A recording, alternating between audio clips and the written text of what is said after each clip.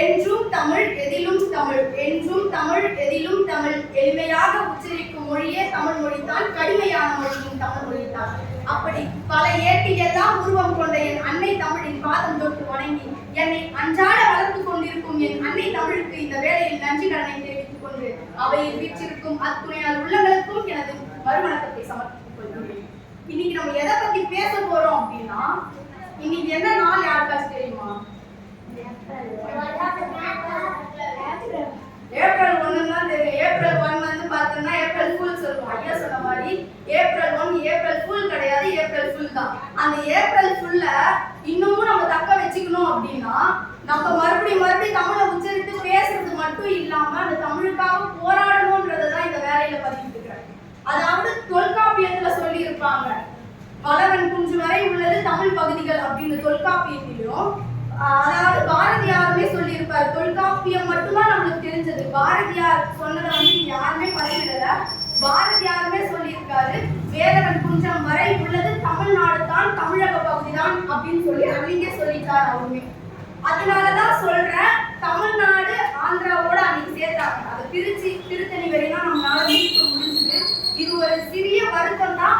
ஆனாலுமே நம்ம தொடர்ந்து போராடணும்னா இப்ப இருக்க இந்த தமிழ் மொழியும் சரி தமிழ்நாட்டையும் சரி நம்ம தக்க வச்சுக்கலாம்ன்றதுதான் நிதர்சனமான ஒன்று. ஆசிரியர்கள் இருக்கிறதால நான் ஒண்ணு மட்டும் பதிவிடுறேன். அதாவது மாணவர்களுக்கு வகுப்பை மட்டும் கற்பிக்காம அன்றாட ஒரு பக்கமாச்சு தமிழை பத்தி கற்பிங்க அப்படின்னு சொல்லி நான் அன்றாடி கேட்டுக்கொள்கிறேன். எதுக்காக இதை சொல்றேன்னா, ஆங்கில வழியை மட்டும் பின்பற்றிக் கொண்டிருக்கும் மாணவர்கள் தமிழ் மொழியை மறந்து கொண்டிருக்கிறார்கள். தமிழ்ல ஒரு எழுத்தை வந்து அவங்க பேசணும் இல்லை எழுதணும்னா அதுக்கு ரொம்ப நேரம் கால அவகாசம் எடுக்கிறாங்க. இங்கிலீஷை விட தமிழுக்கு அதிக நேரம் எடுக்கிறாங்க. அதுக்கு காரணம் தமிழ் மொழியை அழிச்சிட்டு இருக்காங்கிறது தான். அதுக்கான ஒரு எடுத்துக்காட்டு தான் இது.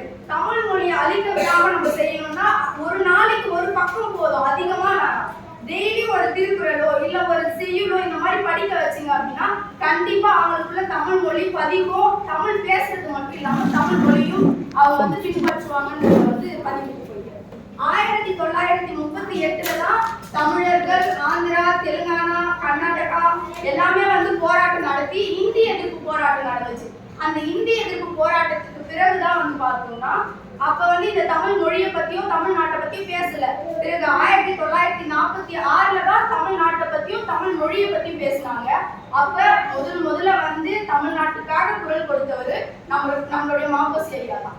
அவர் அன்னைக்கு குரல் கொடுக்கலன்னா இன்னைக்கு நம்மளுடைய திருத்தணி நம்ம கையில இல்லை. நமக்கான அடையாளமாவே நமக்கு இருக்கிறது பொதட்டூர்பேட்டை அப்படின்னா யாருக்கும் தெரியாது, திருத்தணினா மட்டும்தான் தெரியும். அப்படி நமக்கு ஒரு அடையாளத்தை அங்கீகரித்து கொடுத்தது நம்மளுடைய திருத்தணி பகுதி தான்.